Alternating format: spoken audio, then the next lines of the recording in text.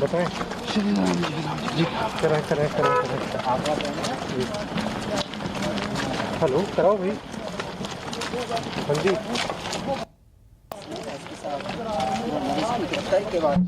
लो sir एक minute दे sir, light चला hello जी चलो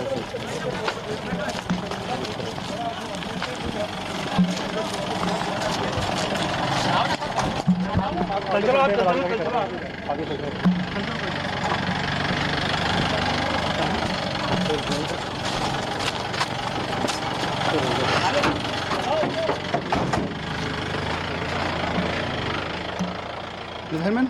और केजे हमारे साथ लगातार बने हुए हैं। केजे, तो अभी फिलहाल क्या चल रहा है? हम देख रहे हैं कि तमाम जवान अब वापसी की ओर बढ़ रहे हैं।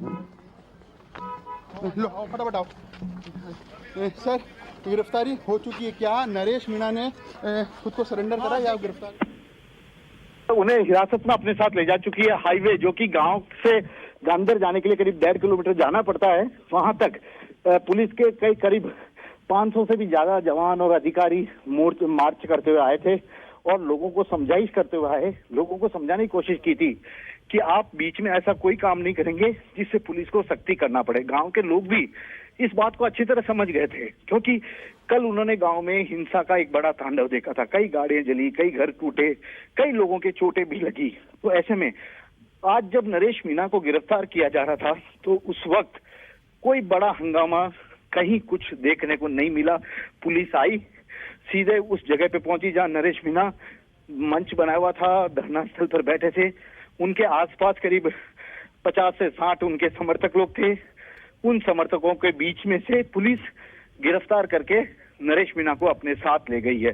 अब किन किन मुकदमों में उनके खिलाफ एफआईआर दर्ज की जाएगी, किन किन धाराओं में दर्ज की जाएगी, यह पुलिस नरेश मीणा के बयान, जो घटना जिस तरह से पूरी घटना पिछले 2 दिन में नजर आई थी इस गांव में, उसके आधार पर पुलिस वह सब मुकदमा दर्ज करेगी। लेकिन सबसे बड़ा मामला तो नरेश मीणा के खिलाफ यही है कि देवली उनियारा से वे निर्दलीय प्रत्याशी थे और निर्दलीय प्रत्याशी के तौर पर कोई भी राजनेता होता है उससे संयम की उम्मीद की जाती है।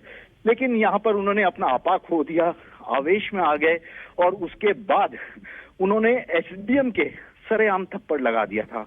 और इस थप्पड़ कांड की गूंज ही थी जो अब तक राजस्थान की राजनीति में चर्चाओं में है, सुर्खियों में है। फिलहाल तो यही देखना होगा कि अब नरेश मीणा को पुलिस क्या सीधे मजिस्ट्रेट के पास पेश करेगी या उन्हें पहले पूछताछ करेगी इस पूरी घटना के बारे में और उसके बाद आगे की कार्रवाई होती है।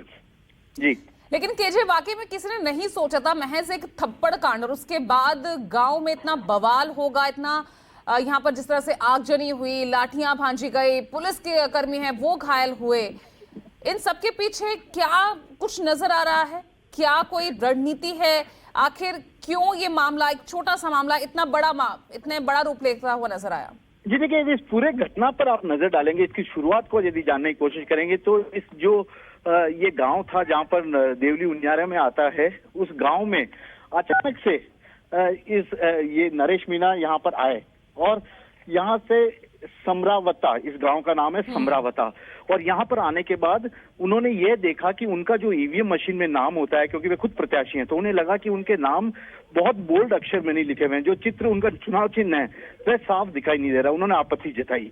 इसके अलावा उन्हें आपत्ति इस बात को लेकर भी थी कि 3 लोगों के जो चुनाव ड्यूटी में लगे थे उनका जबरदस्ती वोट डलवाया जा रहा था, जबकि इस पूरे गांव ने इस चुनाव का बहिष्कार कर रखा था। और बहिष्कार के पीछे एक बात सामने आ रही थी कि जो गांव का उपखंड मुख्यालय है उसे यहाँ से 100 किलोमीटर दूर कर दिया गया। नया उपखंड मुख्यालय करीब 1 साल पहले इसमें शामिल कर दिया गया इस गांव को, जिसके कारण गांव के लोग काफी परेशान थे, उन्हें हर चीज में मुश्किलें आ रही थी।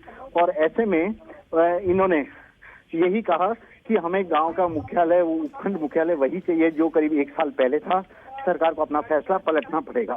बस इसी बात को लेकर वे आवेशित हो गए और जहां पर वोटिंग सेंटर था उसी के अंदर गए और वोटिंग सेंटर के अंदर जाने के बाद उन्होंने वहां जो एसडीएम थे, जो चुनाव मजिस्ट्रेट थे, एरिया मजिस्ट्रेट, उनके थप्पड़ लगा दी। नहीं तो एक तरफ अपनी मांगे थी, उन मांगों को पूरा करने के लिए ये पूरी जो है क्या कहें इसे, ये पूरा जो है पूरी प्लानिंग की गई, या फिर वाकई में फर्जी वोटिंग, क्योंकि ये भी बहुत गंभीर आरोप है केजे, जिसका आरोप ये नरेश मीणा लगा रहे थे। देखिए, फर्जी वोटिंग नहीं थी, पूरे गांव के लोगों ने पूरे मतदान का ही बहिष्कार कर रखा था, क्योंकि उनके जायज मांग थी कि उनका उपखंड मुख्यालय जो 100 किलोमीटर दूर कर दिया गया है। चलिए ठीक है केजे, आप लगातार हमारे साथ बने रहिएगा। बहुत अहम खबर है, नरेश मीणा जिसे हिरासत में लेकर पुलिस जा चुकी है और फिलहाल गांव में भी जो हालात है अब वो सामान्य की ओर बढ़ते दिख रहे हैं, क्योंकि वहां से जवानों की अब वापसी हो रही है।